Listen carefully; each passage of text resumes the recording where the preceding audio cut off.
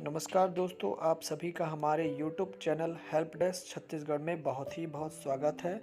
मैं आज आप लोगों के सामने छत्तीसगढ़ माध्यमिक शिक्षा मंडल रायपुर सत्र 2020-21 कक्षा 12वीं विषय राजनीति शास्त्र अध्याय 1 शीत युद्ध के दौर के अंतर्गत आने वाले अति महत्वपूर्ण प्रश्न, लघुत्तरी और अति लघुत्तरी प्रश्न जो 1 नंबर और 3 नंबर के आने वाले हैं बोर्ड परीक्षा में, उसके बारे में आप लोगों को जानकारी दे रहा। तो चलिए बच्चों, मैं आप लोगों को अध्याय 1 के महत्वपूर्ण प्रश्नों के उत्तर बता देता हूं, जो वार्षिक परीक्षा 2020-21 के लिए बहुत ही महत्वपूर्ण है। दीर्घोत्तरीय प्रश्न असाइनमेंट के रूप में बताए जा चुके हैं पूर्व में भी, और अभी 1 और 3 नंबर के अंतर्गत आने वाले प्रश्नों के उत्तर मैं आप लोगों को बता देता हूँ। पहला प्रश्न है, शीत युद्ध क्या है? तो इस प्रश्न का उत्तर है, शीत युद्ध को युद्ध की तो संज्ञा दी जाती है, लेकिन वास्तव में यह युद्ध होता नहीं है।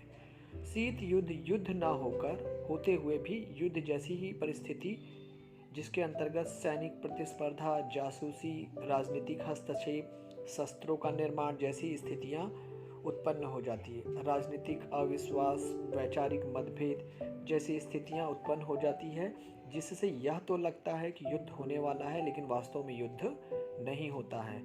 जैसे कि मैं आपको उदाहरण देना चाहूँगा, भारत और चीन और भारत और पाकिस्तान के बीच हमेशा शीत युद्ध चलता रहता है। ऐसी स्थितियां लगती है कि कभी भी भारत के द्वारा चीन पर, या चीन के द्वारा भारत पर, या भारत के द्वारा पाकिस्तान पर युद्ध की घोषणा की जा सकती है, लेकिन ऐसा होता नहीं है। दूसरा महत्वपूर्ण प्रश्न है, नाटो के संबंध में संक्षिप्त जानकारी दीजिए। इस प्रश्न का उत्तर है, नाटो शब्द का शब्द विस्तार उत्तर अटलांटिक संधि संगठन है। इसकी स्थापना 1949 में सोवियत संघ से बचाव के लिए संयुक्त राज्य अमेरिका तथा उसके मित्र राष्ट्रों के द्वारा की गई थी। प्रारंभ में नाटो में 12 देश शामिल थे, लेकिन कालांतर में इन देशों की संख्या में वृद्धि होने लगी।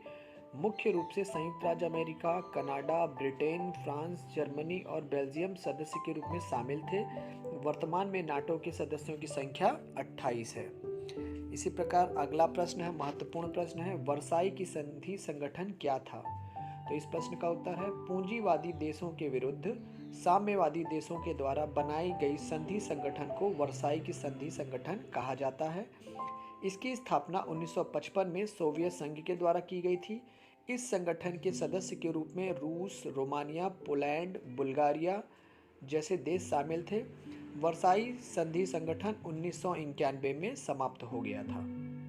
अगला महत्वपूर्ण प्रश्न है, तीसरा या तृतीय गुट किसे कहा जाता है? तो इस प्रश्न का उत्तर है, तृतीय या तीसरा गुट उन देशों के समूह को कहा जाता है जो दोनों महाशक्तियां थी, संयुक्त राज्य अमेरिका और सोवियत संघ के गुट में शामिल न होकर अपने अलग गुट का निर्माण किए। उसे तीसरा गुट या तृतीय गुट कहा जाता है, जिसे गुट निरपेक्ष आंदोलन के नाम से भी जाना जाता है।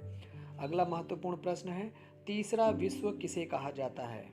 तो इस प्रश्न का उत्तर है, ऐसे देश जो सबसे अंत में स्वतंत्र हुए और नव स्वतंत्र देशों का वह समूह जो अल्प विकसित है, उसे तीसरे विश्व की संज्ञा दी जाती है। मतलब जो देश अल्प विकसित हैं, उन्हें तीसरे विश्व की संज्ञा दी जाती है।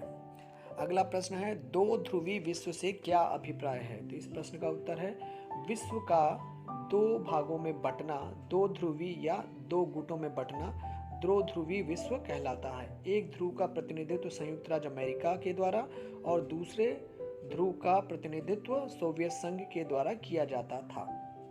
अगला महत्वपूर्ण प्रश्न है, क्यूबा मिसाइल संकट को स्पष्ट कीजिए।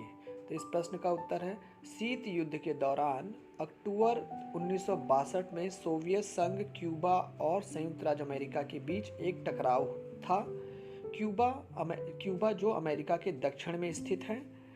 सोवियत संघ ने क्यूबा के महाद्वीप में संयुक्त राज्य अमेरिका के अधिकांश भागों पर मार कर सकने वाली क्षमता वाली अनेक मिसाइलें तथा नौसैनिक जहाज़ों के अड्डों का निर्माण किया, जिससे ऐसा लगने लगा कि अमेरिका और रूस के बीच कभी भी युद्ध हो सकता है। लेकिन दोनों देश के बीच हुई वार्ता से यह खतरा टल गया। इसे ही क्यूबा मिसाइल संकट कहा जाता है। मैं इसे और मानचित्र के माध्यम से और अच्छे से समझाना चाहूँगा बच्चों। ये मानचित्र दिख रहा होगा आप लोगों को स्क्रीन पे, जिसमें आपके दाहिनी ओर सोवियत संघ दिख रहा है और बाईं ओर संयुक्त राज्य अमेरिका दिख रहा है। इन दोनों देशों के बीच में एक छोटा सा देश क्यूबा दिख रहा है।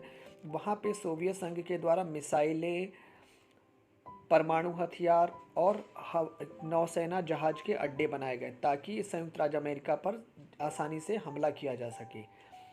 लेकिन अमेरिका के द्वारा इसका विरोध किए जाने पे सोवियत संघ और संयुक्त राज्य अमेरिका के द्वारा बातचीत के माध्यम से यह मिसाइल संकट का हल किया गया था। इसे ही क्यूबा मिसाइल संकट कहा जाता है।